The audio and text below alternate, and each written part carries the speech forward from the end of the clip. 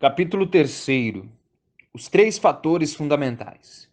Não nos propomos fazer aqui o estudo pormenorizado dos três fatores básicos. Tal trabalho foi feito por René Lessen.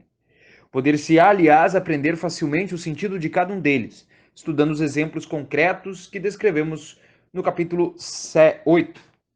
Limitar-nos-emos aqui a algumas considerações gerais. Parágrafo 1º. Emotividade. Emocionar-se é perturbar-se. Todo homem se emociona em determinadas circunstâncias, mas cada um à sua maneira. As emoções diferem, primeiramente, pelos objetos que as provocam. Este ouve, com indiferença, uma sinfonia que emociona o vizinho. Aquele expõe-se com calma a perigos reais, mas perde todas as faculdades se, num salão, deve dirigir a uma senhora algumas palavras amáveis. É a disparidade de interesses que está em jogo. Remetemos o leitor ao capítulo 6, onde tratamos da caracterologia das tendências. Entretanto, diversas por seu objeto, as emoções diferem também por sua intensidade própria e pela facilidade, maior ou menor, com que se desencadeiam. Chamamos emotivo aquele que se perturba quando a maior parte dos homens não se comove, ou aquele que, em determinadas circunstâncias, comove-se mais violentamente do que a média. O não emotivo é, pelo contrário, aquele que é difícil de emocionar-se e cujas emoções são pouco violentas.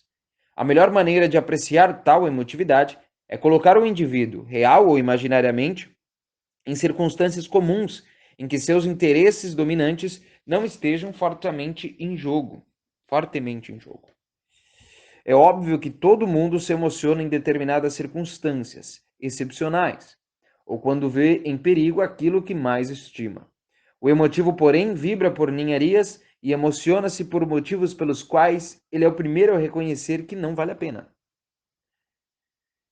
É possível, se não medir a emotividade, pelo menos assinalar-lhe a intensidade comparando um indivíduo com um grande número de outros, que permitam estabelecer uma média. Seria, entretanto, falso crer que a emotividade é noção inteiramente exterior e, em suma, convencional, criada somente pela comparação social.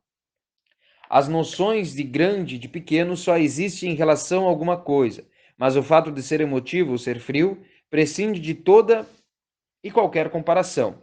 É assim como ter cólicas estomacais ou uma pedra no sapato.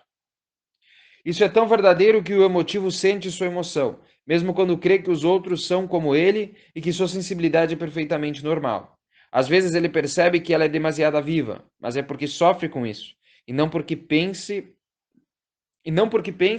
que se desvia do normal. Stendhal escreve: Acho-me extremamente sensível. Este é meu traço marcante. Esta sensibilidade tem excessos que, narrados, seriam ininteligíveis a qualquer pessoa que não Félix. E mesmo com ele, é preciso falar muito tempo.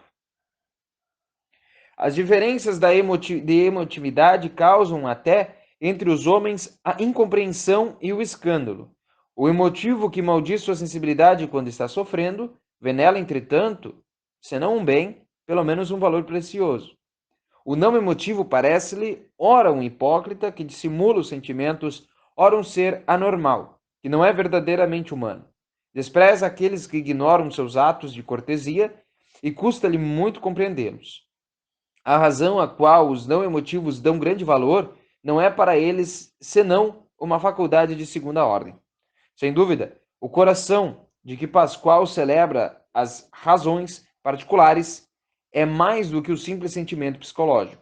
Conserva, entretanto, muitos caracteres na simples afetividade e é com esta exatamente que sonha Valvernargues quando escreve que, abre aspas, a razão não conhece os interesses do coração, fecha aspas. Ou quando emite a célebre frase, abre aspas, as grandes ideias provêm do coração, fecha aspas.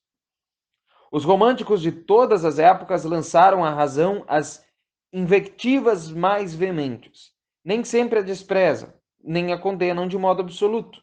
Todavia, veem nela apenas uma forma imperfeita e derivada que perde toda a significação e todo o valor quando divorciada do sentimento que lhe serve de base.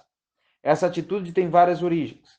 Se o romântico, entretanto, é sempre, em maior ou menor grau, segundo a fórmula feliz de Albert Begin, aquele que se distingue pela confiança que deposita no caos, é também o que enfrenta os riscos e recusa as garantias da lei que todos aceitam. Desafiando toda a prudência, reivindica para si o heroísmo e a santidade, arriscando-se a nada encontrar senão a própria perdição. Também aquele que nega o ímpeto e o entusiasmo lhe parece infiel à vocação humana. Falta-lhe o essencial. Abre aspas. As paixões, diz ainda Valvernages, chamaram os homens à razão. Fecha aspas. Por sua vez, o não emotivo considera sempre com surpresa a reprovação aqueles a quem a paixão arrebata ou o sentimento transtorna. Parecem meio loucos, pelo menos são doentes, que merecem cuidados, ou pessoas dadas ao vício de beber. Abre aspas. O entusiasmo, escreve Voltaire, é exatamente como o vinho. Fecha aspas. Assim, cada um tem seu conceito pessoal sobre o tipo normal de homem, reconstrói os outros à sua imagem e não admite na humanidade verdadeira os que não correspondem ao seu modelo.